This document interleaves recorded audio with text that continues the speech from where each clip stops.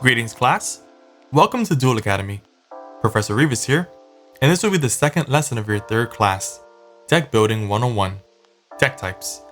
If you haven't already, please make sure you subscribe to the channel and turn on the notification bell to be up to date with the latest Duel Academy lessons and assessments. So without further ado, get your deck, get your game on, and let's get started. Before we start building a deck, we need to learn about the types of decks there are in the game of Yu-Gi-Oh! The type of deck you use will depend on what type of player you're going to be. Whether you want to be an aggressive player and finish games as soon as possible, a defensive player and grind the game out, or somewhere in between, there's a deck for you. The 5 main deck types there are aggro, control/stun, combo, ramp, and mid-range. Now there are other deck types out there, but for this video, we'll focus only on these 5. First up, we have aggro.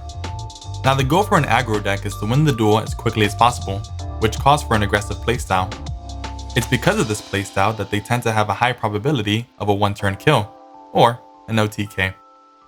Aggro decks are also keen on removing or devaluing the opponent's cards, so hand traps such as Ash Blossom and Effect Veiler may be seen in these decks to devalue your opponent's cards during their turn, and blowout cards such as Raigeki and Harpy's Feather Duster may be seen to remove cards from your opponent's field during your turn. Since aggro decks focus more on offense than defense, they are not well equipped for the grind game. So if the duel isn't won within the first couple of turns, it is likely that the deck's resources will be little to none, and the duel will be lost. Aggro decks prefer to open second. Since an aggro deck is commonly equipped to break an opponent's first turn board, it utilizes its aggressive nature to try to end the game on the next turn. Next we have the control and stun decks. Although they have different methods to reaching their goal, they still have the same goal to slow the opponent's momentum down until it's extremely slow or halt it completely. When the opponent has little to no momentum, the control/stun deck goes in for the win. These decks can typically respond to large threats with minimal investment. For example, cutting off a deck's ability to entirely special summon with one barrier statue, or even cutting off a trap-heavy deck with a floodgate like Royal Decree. These decks are inherently disruptive, so hand traps and floodgates are commonly seen. Since control/stun decks are so defensive, they can lack offensive power.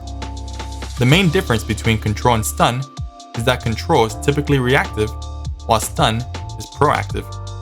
This means control decks have cards to constantly react and disrupt an opponent's moves, while stun decks have cards like floodgates to make it difficult for an opponent to get their momentum started. These decks prefer to open first. Moving on, we have combo decks.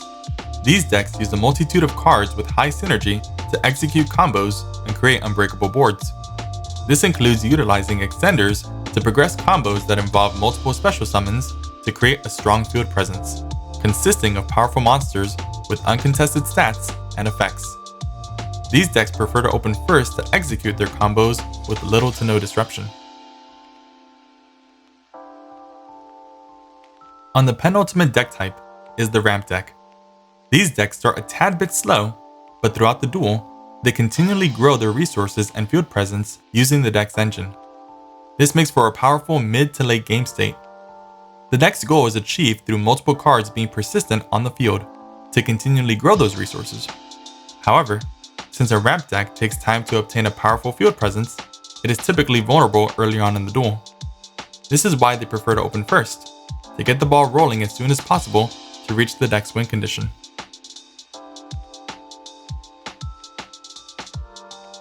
Last but not least, we have the mid-range deck.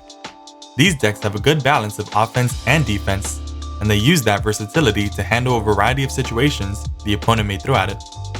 Mid-range decks have moderate levels of searching and disruption. Searching creates consistency with offensive plays, while disruptions help with defensive plays. The deck tends to have simple, consistent, and powerful plays. With the deck's versatility, they may open first or second. The deck type that you choose will depend on your own playstyle.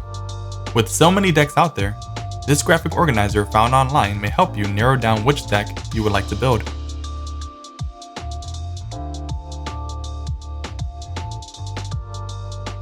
Thank you so much for attending this class. There will be a quiz on this lesson, so don't forget to take it. I hope you have a great day, and class dismissed.